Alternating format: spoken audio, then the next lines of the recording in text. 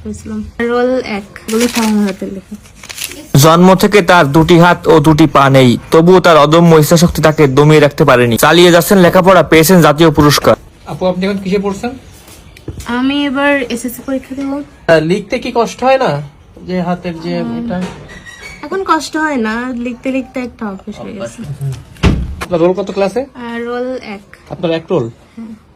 আচ্ছা আচ্ছা, মানে আপনার স্বাভাবিক হাত না থাকা সত্ত্বেও আপনি ক্লাসে 1 রোল। জি। আপনি ট্যালেন্ট পুলে বৃত্তি পাইছিলেন নাকি? হ্যাঁ, ক্লাস 5 এ পিএসসি পরীক্ষায় ট্যালেন্ট পুলে ভর্তি হয়েছিলাম। আপনার খাওয়া দাওয়া করা যায় কে? আমি নিজে নিজে খেতে পারি। পড়াশোনা হাতে করে হয়েছিল আমাদের মসজিদে মক্তভিত্তিক মসজিদে। চকতে লিখতে লিখতে আমার গালের কাছে এই জায়গায় ঘা হয়ে গেছিল, যেহেতু মুখ দিয়ে লেখা হয়।